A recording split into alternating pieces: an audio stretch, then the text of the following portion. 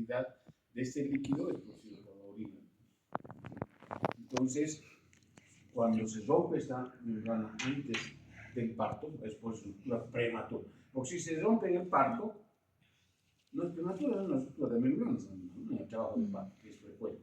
Pero si se rompe antes del inicio del trabajo de parto, sin contracciones uterinas, se llama ruptura prematura de membranas y la consecuencia va a ser la salida del líquido amniótico. ¿Sí? Pues se sale el líquido amniótico, pero una consecuencia más grave es que ese niño está expuesto a bacterias que van a entrar de la vagina. ¿Sí? Entonces se puede infectar. Ahora, la mayoría de las rupturas son en embarazos de término. Dice, en el 8% de las gestaciones se rompen, pero a término, y el trabajo de parto se va a iniciar en forma espontánea, 24 horas después, cuando se terminó. ¿Por qué se inicia en forma espontánea? Porque cuando se rompen las membranas, se liberan o se producen muchas prostaglandinas. ¿Sí? Estas prostaglandinas se van a producir por la ruptura de membranas y el trabajo de parto se va a iniciar 24 o 48 horas después en un trabajo de parto de término, un embarazo de término. Más o menos ya está. En 95% de los casos se va a producir, se va a iniciar las contracciones en forma espontánea. Ahora, ¿qué pasa cuando este lugar, cuando se produce la ruptura en un embarazo pretérmino? Estamos hablando menos de 87 semanas. Ahora, dice, complican hasta un 5% de los embarazos pretérminos cuando se rompe la membrana. En gestaciones únicas, en gestaciones gemelares o múltiples, hasta un 20% por la distensión del útero, por la distensión de las membranas, y representa el 30% de los partos pretérinos. Esto es grave, porque si nosotros permitimos que se rompa la membrana, este niño va a tener que nacer sí o sí.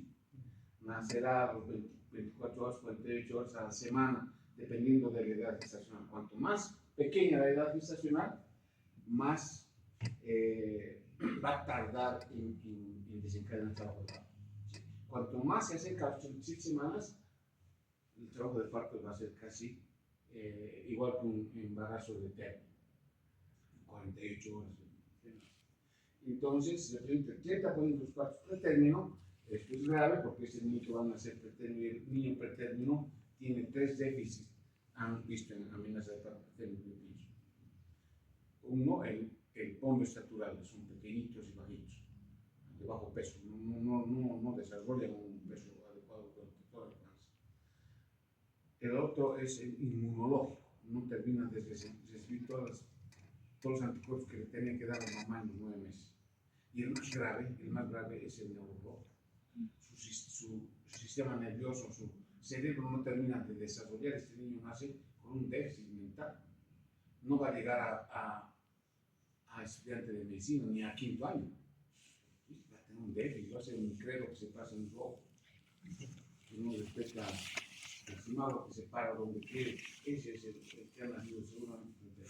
Entonces, la ruptura de membranas pretérmino tiene consecuencias graves.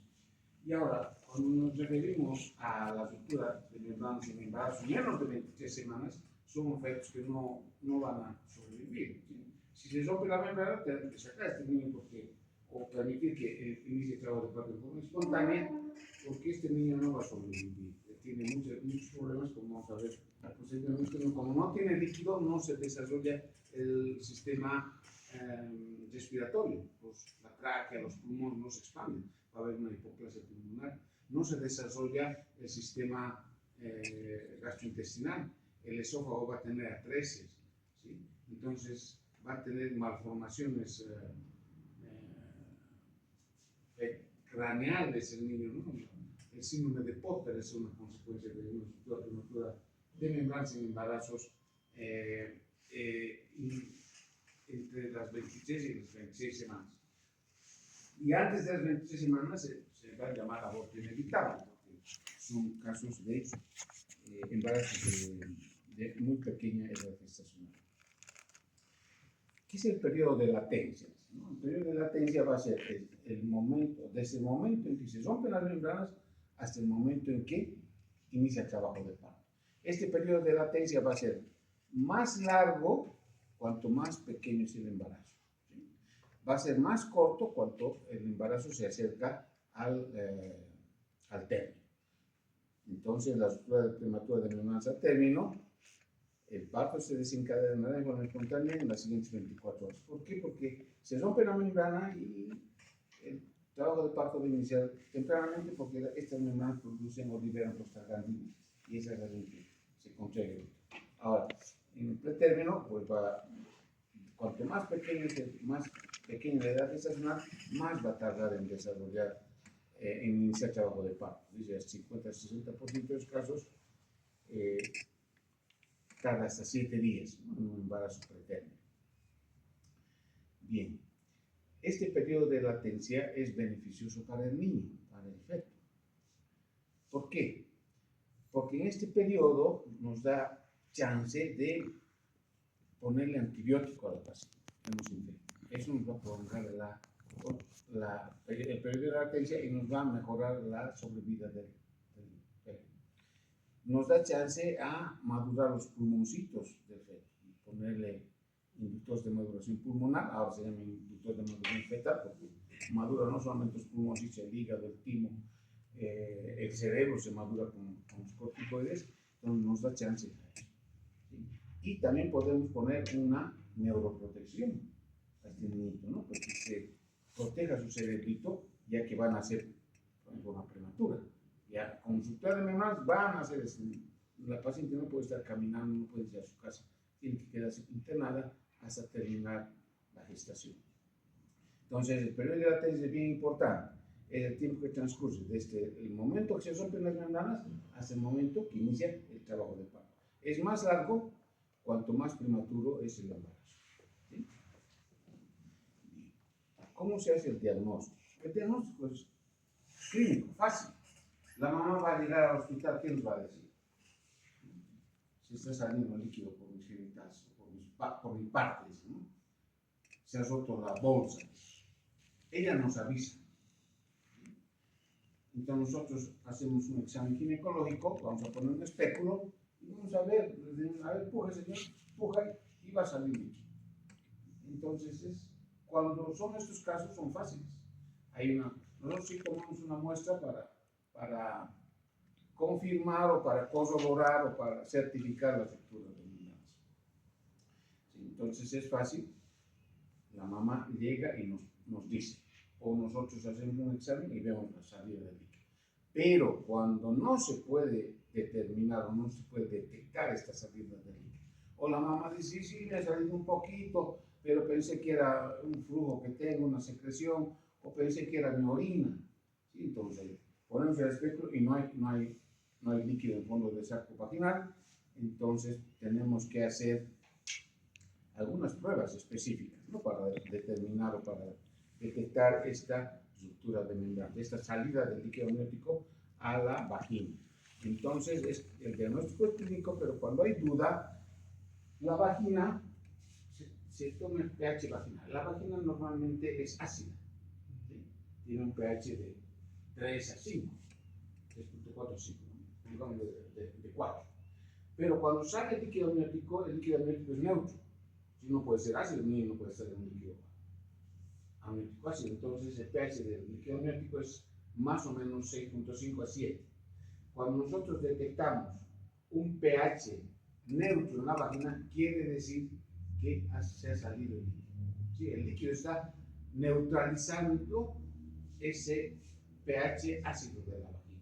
Entonces eso podemos detectar con una tirita, el test de nitracina. Es una tira reactiva que se coloca ahí, se saca y esta tira reactiva va a cambiar su color de café marrón a azul.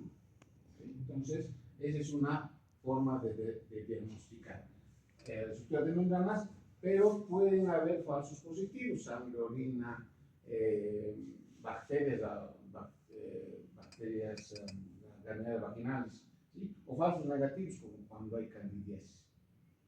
Ahora, puedo hacer complementariamente o independientemente cristalografía. tomo una muestrita del fondo del saco vaginal con un hisopor, eso lo pongo a un portaobjetos, ¿sí? Hago secar al medio ambiente unos 10 minutos, se seca el agua y queda el cloruro de sodio, que es el componente del líquido amniótico, y esto ve en microscopio y es igual cuando amanecemos el vidrio queda con una escarcha, han visto, ¿no? Es igualito a la imagen en microscopio de estas pruebas del helecho, se dice, y hay un patrón en imagen de hojas de helecho o de arborización. Cuando vemos eso, nos confirma que hay una determinación. Pero también esto puede ser, darnos un falso positivo, o falso no hay en las hojas de helecho, es decir, no se los patrimoniales. O nos hace un diagnóstico no muy específico. Ahora, hacemos una ecografía fetal y vamos a ver oligón, porque el líquido se sabe. Esto también no es muy específico, puede haber oligón por otros casos. Pero esto es lo último. Esa es una pruebita, es como cuando se hace el test de embarazo. Entonces, se hace esta pruebita, es una microglobulina placentaria. Esto está en el líquido amniótico, viene de la placenta, y si nosotros detectamos esta microglobulina placentaria en el fondo del saco vaginal, pues nos da hasta un 99% de especificidad. Y tiene una sensibilidad, y una especificidad hasta de un 100%. Y se pone el AmnioSure. Esto uno va a la farmacia, se compra, la misma paciente se puede introducir, es como un palito, entonces se introduce, saca y este palito con el líquido vaginal se va a marcar 2 rayitas. Si se marca 2 rayitas es positivo, ¿sí? Si no marca es negativo, o si marca una sola rayita es sospechoso. Entonces, como la prueba de eliminación. Esta es la microglobulina placentaria y es muy específico. Esto estamos haciendo en la maternidad cuando hay duda, ¿no? Cuando no hay salida de líquido amniótico, cuando la mamá tiene alguna duda. Y esto hay en cualquier farmacia. Y la mamá no es necesario que vaya al médico ni que haga un examen ginecológico. Ella nomás introduce el reactivo, que es como una cintita, se introduce al fondo del saco vaginal, saca y espera unos minutos y se va a marcar. Bien, ¿cuáles son los factores de riesgo? Ahí va. Uno, antecedente. Anoche hemos visto con una señora, su primer parto había nacido a las 38 semanas, el segundo había nacido a las 36 y este era de 35. O sea, en esta señora hay un antecedente que sus embarazos anteriores han terminado en forma preterna. Y cuando nosotros no detectamos esto, o sea, no preguntamos a la señora, es difícil que hagamos un diagnóstico temprano. Y este niño está condenado a nacer preterno. Estos 3 niños son preternos. Un déficit neurológico es muy importante. Entonces, si ha habido ruptura de membrana en embarazos anteriores, es un factor de riesgo grande. Preguntar, ¿cómo ha sido su embarazo? Se ha roto mi membrana. Este también se va a romper. Hay alto riesgo, ¿sí? Está asociado a es mayor en embarazos preternos. Eso es lo grave. Infecciones del tracto genital inferior. Si nosotros en el control prenatal no diagnosticamos, no tratamos una infección vaginal, principalmente por vaginosis bacteriana, por Gardnerella vaginalis, se va a romper la membrana porque estas bacterias producen fosfolipasa y la fosfolipasa nos va a estimular la síntesis de membrana de prostaglandinas y estas prostaglandinas van a producir trabajo de parto y nos pueden romper la membrana. ¿Sí? Ahí está. Entonces tenemos que hacer diagnóstico preciso de la vaginosis bacteriana, del estreptococo del grupo B en vagina. Si la señora dice, tengo mucha secreción vaginal, hagamos el caso a la señora, no dejemos pasar. Se va a romper su membrana, van a ver preterinos. Infecciones urinarias a repetición, constantemente. Hagamos tratamiento, eso es en control prenatal. ¿Quién hace esto? El médico general en primer nivel. ¿Sí? Él es el tipo de la película, pero si no detecta o no trata una infección urinaria de repetición, se va a romper la membrana y este niño va a ser preterno. O la infección periodontal. ¿Sí? las señoras no tienen costumbre de hacerse un aseo bucal importante o diario en el campo, o les sangra la encías con un embarazo. ¿Sí? Hay una hiperemia gingival. Entonces, al lavarse, se le sangra, no se lava. Entonces, alrededor, no son cálices, alrededor del diente se van cultivando bacterias, ¿sí? La infección periodontal. Y eso va a producir prostaglandinas. Prostaglandinas van por la sangre al útero, contrae el útero, nos rompe la membrana. Entonces, es bien importante una evaluación o una valoración por el odontólogo. Que el odontólogo está haciendo placas, está haciendo cosas, cuando uno está valorando a los pacientes con embarazadas con infección periodontal. Es bien importante, son cosas básicas, pero que no hacemos.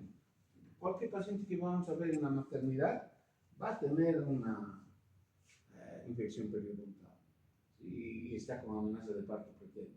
Entonces, manejo agresivo durante el control prenatal. Las hemorragias de placenta, placenta previa, o hemorragias de la primera mitad o segunda mitad del embarazo, también están asociadas a ruptura de membranas.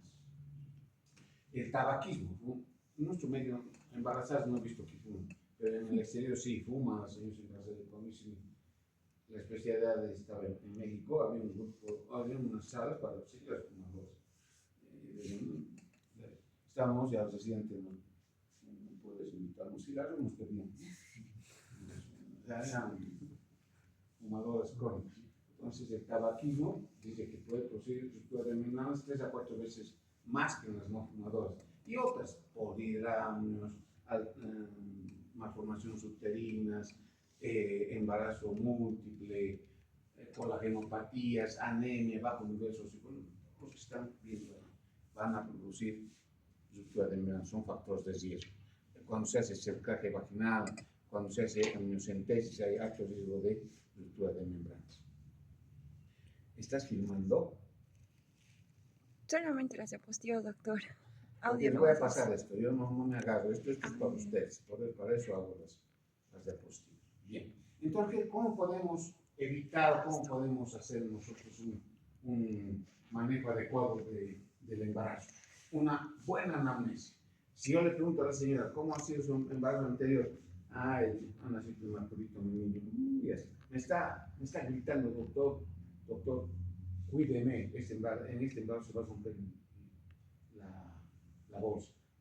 Ha nacido prematurito porque se rompió la bolsa unas 2-3 días antes de que inicie el parto. Entonces, una buena anamnesis, eso es bien fundamental. Ya tenemos nuestra examen, va a ser una buena anamnesis, que todo lo amarillito es riesgo. ¿Sí? Manejo adecuado de infecciones, estoy detectando una infección vaginal, estoy detectando una infección periodontal, le hago una evaluación con odontólogo, me dice sí hay infección. Entonces, tengo que tratar. Una infección urinaria tengo que tratar. Cada mes tengo que hacer el examen de orina. No grupo sanguíneo, eso no va a cambiar, pero el examen de orina cada control.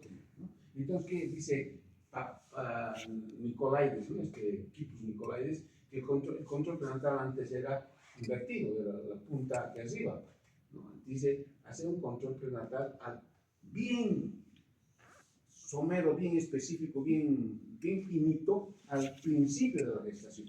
Aquí tenemos todo, si es diabética, si está en pregramo, si es anémica, si tiene infección urinaria, infección vaginal, infección periodontal, aquí tengo que conseguir. Cosa de que llega a las 20 semanas y ha hecho tratamiento. Va a llegar estable la señora. Llega a las 37 semanas completamente normal. ¿Sí? Y luego para el parto. Pero antes se hacía al revés esto, ¿no? Al principio, no, su control prenatal, su ficha, se le abría esta historia clínica, nada más. Venía a las 20 semanas, así muy ligerito, y a las 30 semanas ya estaba complicado, con ruptura de membranas, parto preterno, preeclampsia, diabetes. Entonces, la curva del control prenatal, o sea, la pirámide debe invertirse, eso es básico actualmente, esto es moderno. ¿Qué bacterias van a intervenir? Hay varios estudios, pero esta es la principal. Ureaplasma urealyticum, ¿sí? En alto porcentaje, el ureaplasma, que es un tipo de Gardnerella, Gardnerella vaginalis. El Mycoplasma hominis. Entonces tengo que hacer tratamiento para eso. ¿Sí? No se ha roto la membrana, pero esos están en el líquido amniótico. Si hay una infección. Entonces tengo que hacer para eso. Está con amenaza de parto que tiene contracciones. Debe haber estas bacterias que están ahí en el líquido amniótico. Si no las trato, nos va a romper la membrana. ¿Sí? También la Gardnerella vaginalis, en alto porcentaje. Ahí están el Mycoplasma, el uriato líquido y el estreptococo del grupo B. Hospitales, o sea, el Ministerio de Salud no tiene reactivos para hacer cultivo, para hacer diagnóstico del estreptococo del grupo B, y que no nos va a dar una clínica florida, un poco de secreción, tal vez vaginal, pero es a través de un cultivo de secreción vaginal. Entonces, esa es la fisiopatología. Ustedes van a ver. Isquemia placentaria, ¿sí? Distensión de las membranas, un embarazo poligamos, tabaquismo, luego hemorragia. ¿Sí? Todas estas producen prostaglandinas. Infección es la principal, produce prostaglandinas, produce mediadores inflamatorios. Estos mediadores inflamatorios, ¿qué van a hacer? Prostaglandinas, ¿qué va a hacer? Estimulan la contracción uterina. Las prostaglandinas hacen que entre calcio al miocito. El miocito con el calcio activa una calmodulina y la calmodulina activa actina-miocina y con energía empieza a contraerse la fibra, el miocito. ¿Sí? Todo eso va a producir, estas prostaglandinas producen contracción. Entonces el útero empieza a contraerse y el cervix empieza a dilatarse. ¿Sí? Y si nosotros no controlamos esta infección, se va a romper la membrana. Se va a romper la membrana. Entonces, primero empiezan las contracciones y se rompe la membrana. Y cuando se ha roto la membrana ya no hay vuelta. Colagenopatías, ¿sí? Entonces, es bien importante un diagnóstico preciso, adecuado de todos estos factores etiológicos. ¿Qué es lo primero? Les he puesto esta foto. El huevo o la gallina. Dice, se ha roto la membrana, empieza la infección. Eso uno piensa, ¿no? Se rompe la membrana y va a empezar la infección dentro del útero. Le va a afectar al feto. Pero no es así, es al revés. Primero hay infección y esto nos va a romper la membrana. Eso, y entonces esto nos da chance a nosotros hacer el tratamiento adecuado. Aquí este esquema. Esta infección que ha entrado por la vagina, pues, ¿no? Cérvico-vaginal, ¿no? Infección cérvico-vaginal, Gardnerella vaginalis, ¿no? Y entra primero al cervix, es una infección primaria. ¿Sí? Nosotros nos hacemos un tratamiento y esta entra al ánus, no rompe el ánus, entra a la pared, a la bolsa, ¿no? ¿Sí? Es una infección secundaria, etapa 2. Luego estas bacterias o esta infección entra al líquido amniótico. ¿Sí? En el líquido amniótico es un estadio 3 y luego el niño empieza a tragarse este líquido amniótico infectado. Se traga, las bacterias, los factores inflamatorios ingresan al torrente circulatorio del niño y llegan a su cerebro. Y en el cerebro empiezan a destruirlas, empiezan a inflamar. ¿Sí? Entonces es un estadio 4, ya con lesión neurológica.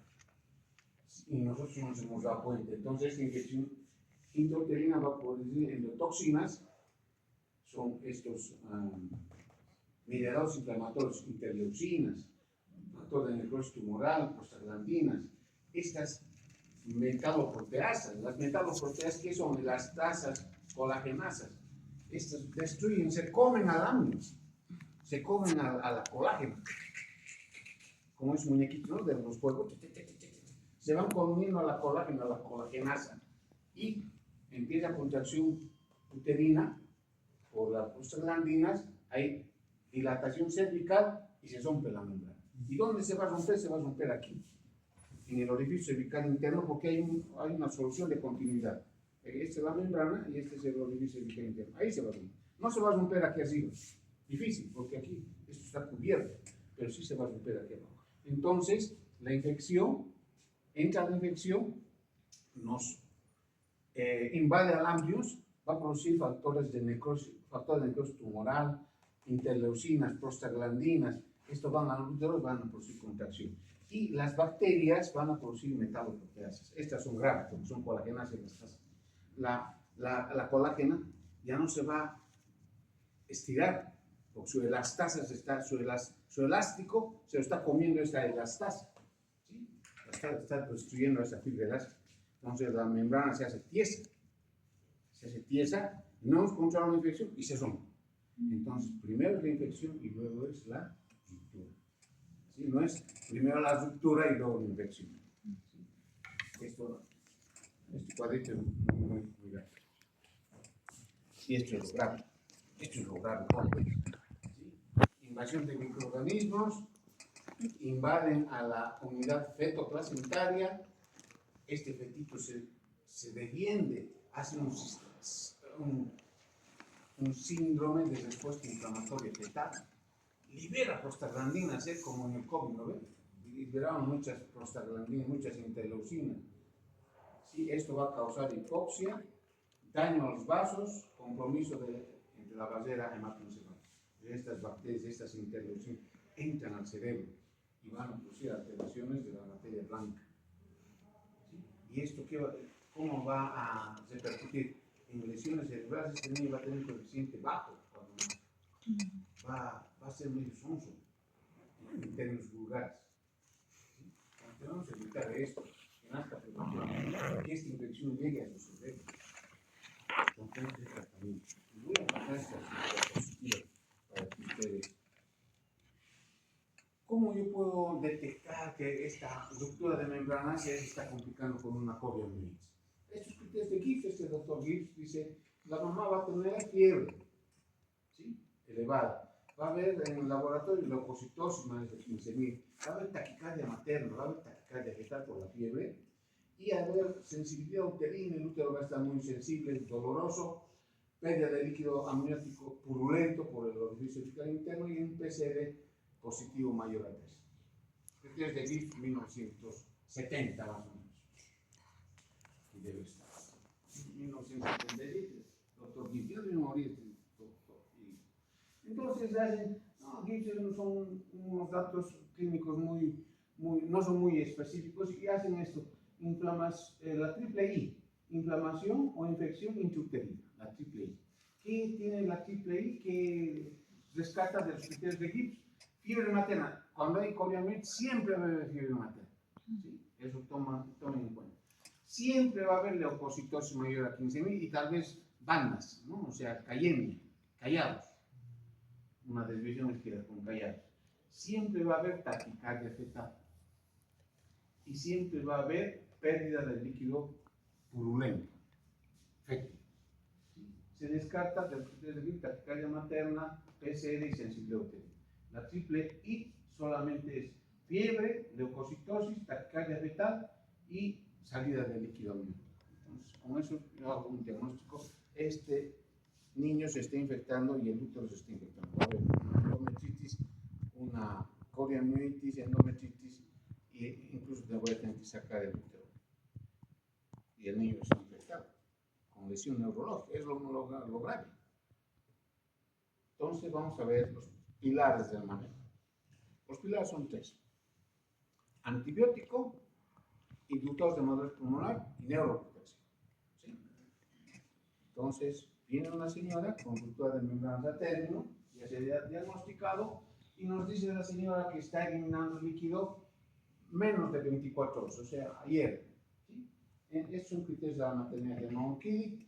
Yo le tomo de rutina un hemograma, PCR, y si la paciente es ese estreptococo del grupo B negativo, aunque no sea un positivo, pero es negativo, hay que interrumpir el embarazo, ¿sí? Porque es de término. Si es positivo, si es negativo, no le doy nada, interrumpo el embarazo, o sea, hago inductos de maduración cervical y se interrumpe el embarazo.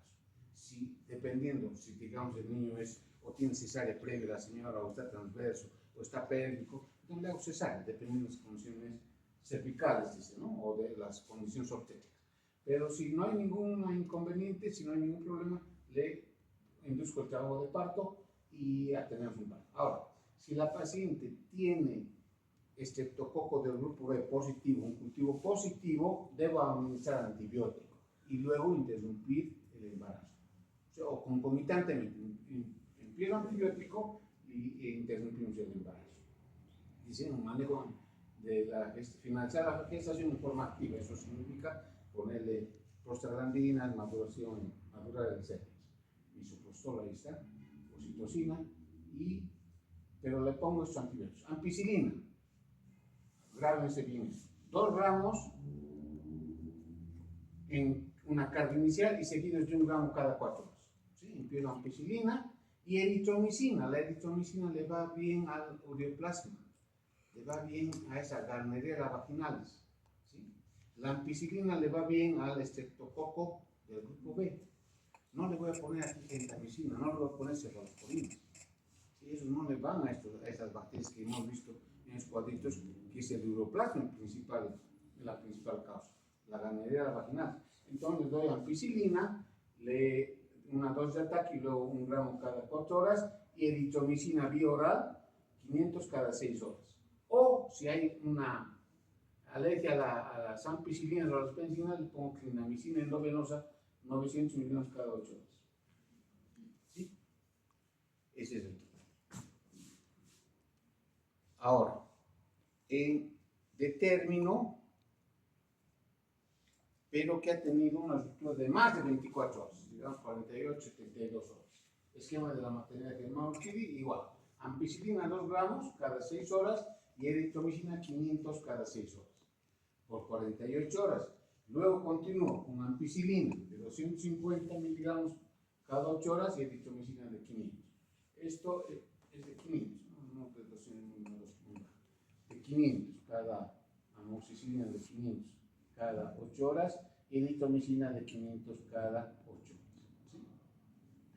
Y luego finalizo la gestación. Esto es una comunicación nueva.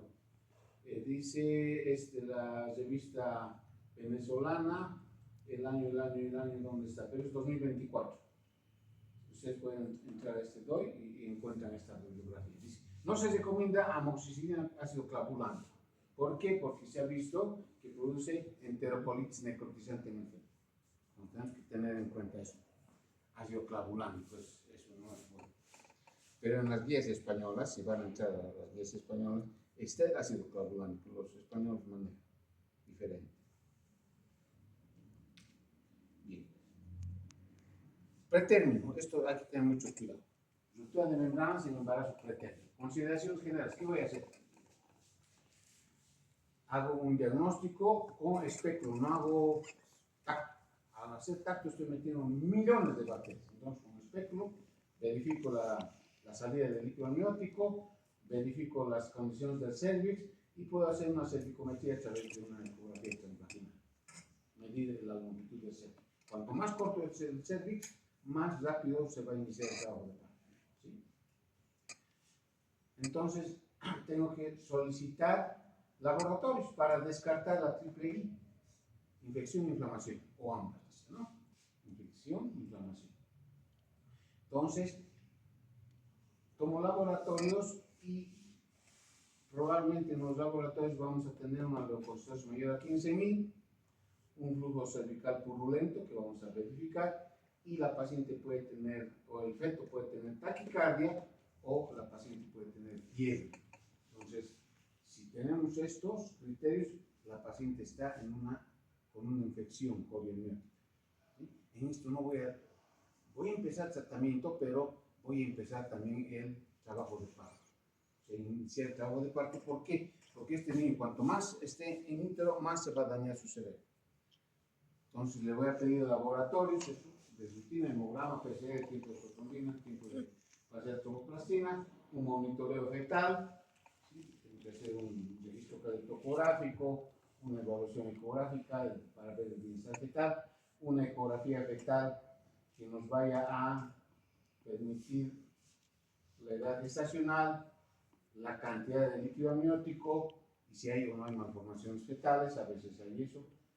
un urocultivo y un cultivo de secreción vaginal. Entonces, todo eso hago de rutina. Empiezo, hago también cultivos endocervicales para descartar el estreptococo del grupo B. Hago cultivos endocervicales para descartar vaginosis bacteriana, principalmente en aquellos gestantes que tienen cerclaje, que se les ha puesto cerclaje cervical, que es muy frecuente aquí en la maternidad.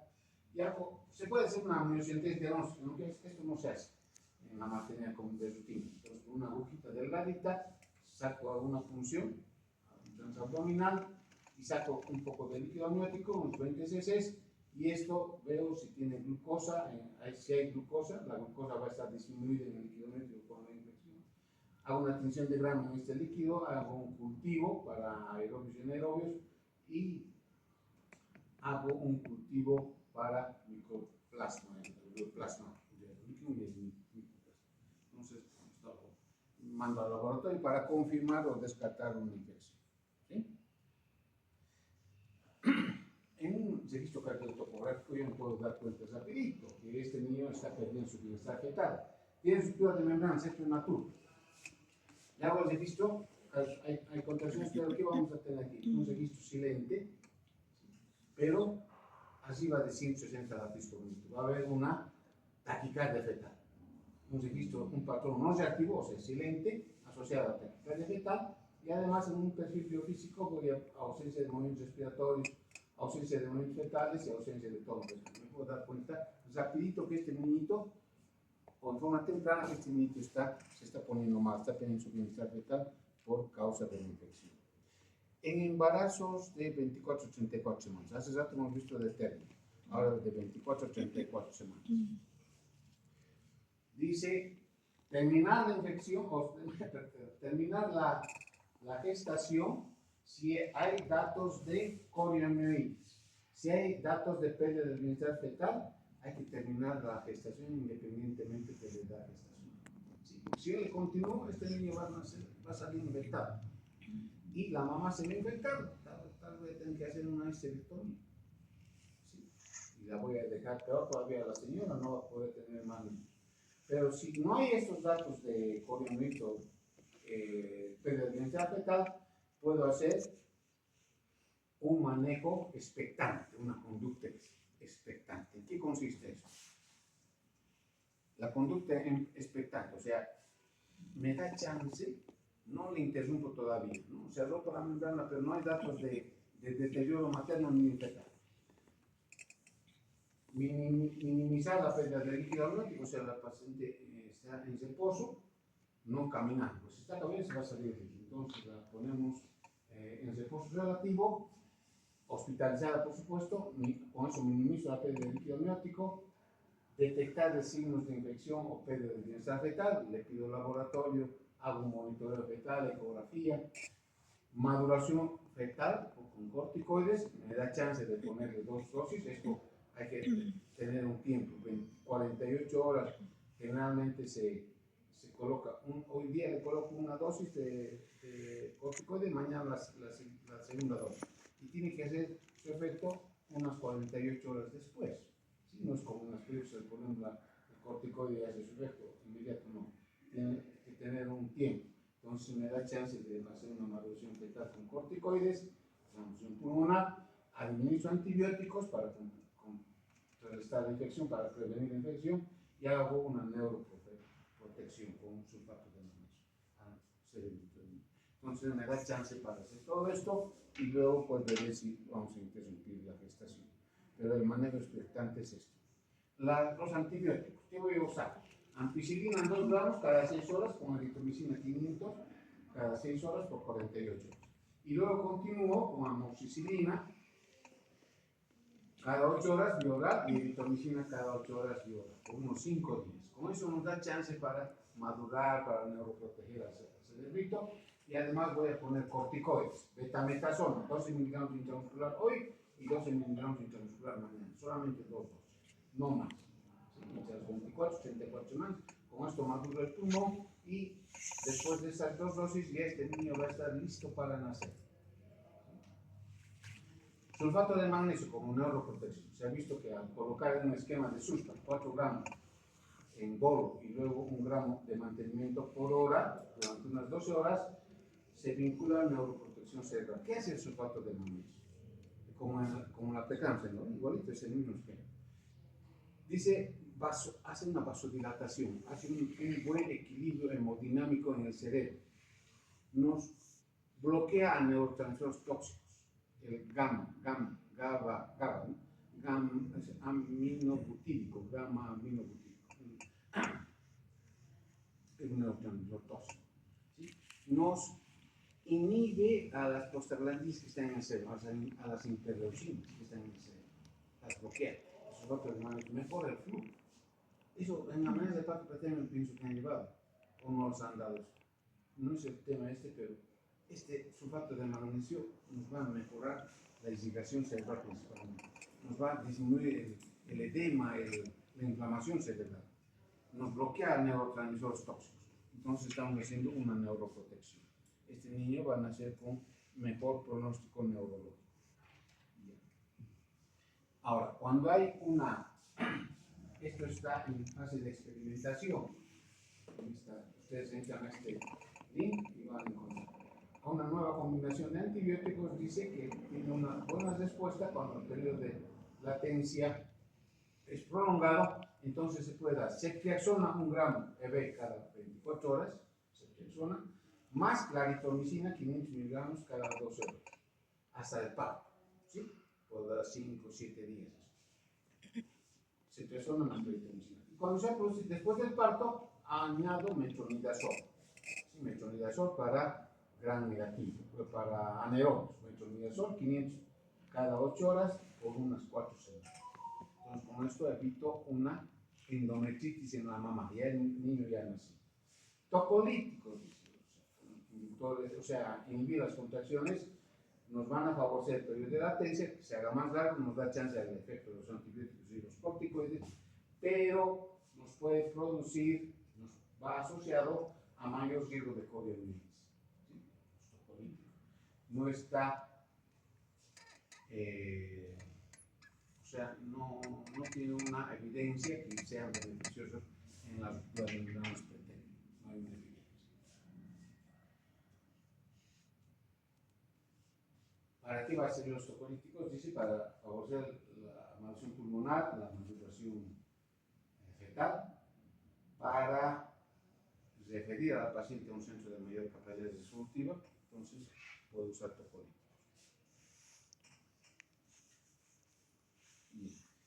Ruptura de membranas menos de 24 semanas.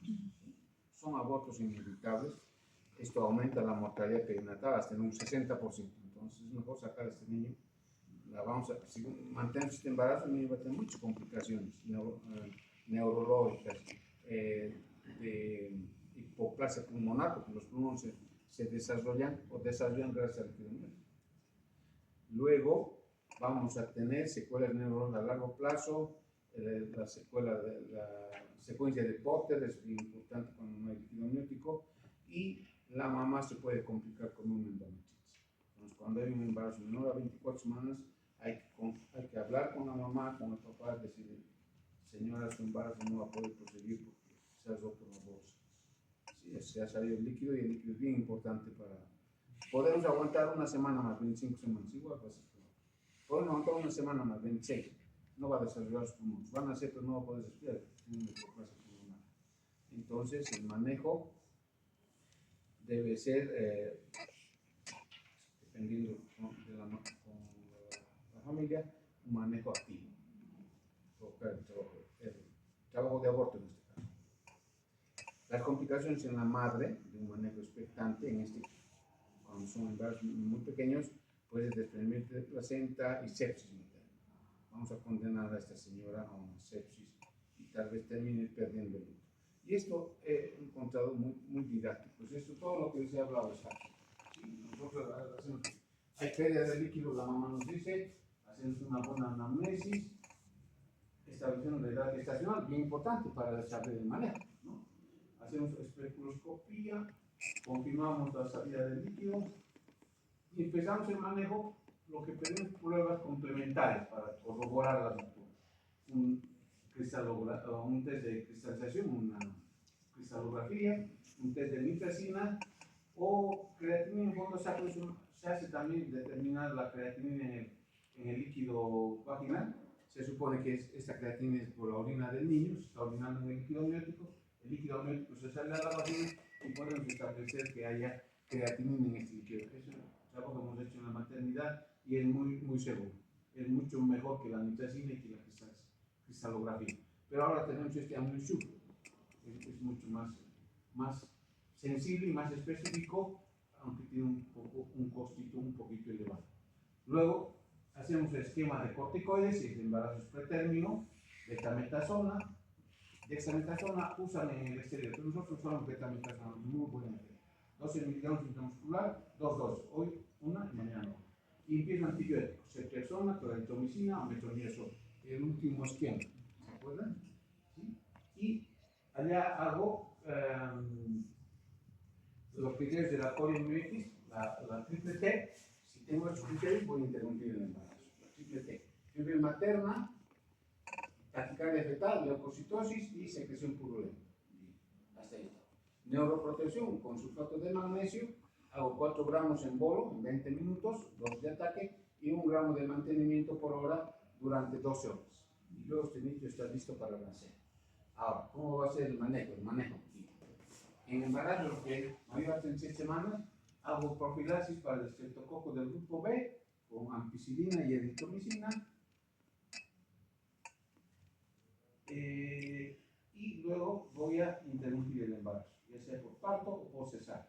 Entre 34 y 36 semanas, el mismo manejo, es un embarazo pretérmino, pero muy cercano al término, considera la finalización del embarazo, pero siempre haciendo profilaxis de estreptococo del grupo B, porque esa es la principal causa de ruptura de membranas. Una de las principales, otra es el nuclear. 24 a 36 semanas, un manejo expectante, no manejo activo, manejo expectante. ¿Qué nos permite? Inductores de maduración pulmonar, neuroprotección, antibióticos, ¿sí? Y con eso voy a, una vez que termine este esquema, los esquemas de antibióticos, corticoides y neuroprotección, puedo finalizar el embarazo. Ahora, en menores de 34 semanas, generalmente estos niños tienen muy poca sobrevida, ¿sí? Se van a morir en un 60%. Yo he visto en Japón, así chiquititos, así, en la palma de una mano, chiquititos, pero ese es su déficit de esos chicos neurológicos, solo Dios sabe, ¿no? En Japón he visto chiquititos, pero aquí no, aquí se mueren hasta 32 años. Y hay que hacer una consejería a las familias sobre el pronóstico del niño y no se usa corticoides ni sulfato de magnesio, ¿no? No hay receptores para neumocitos tipo 2 para el corticoide, para el proceso sulfatante, y el cerebrito pues está muy poco desarrollado.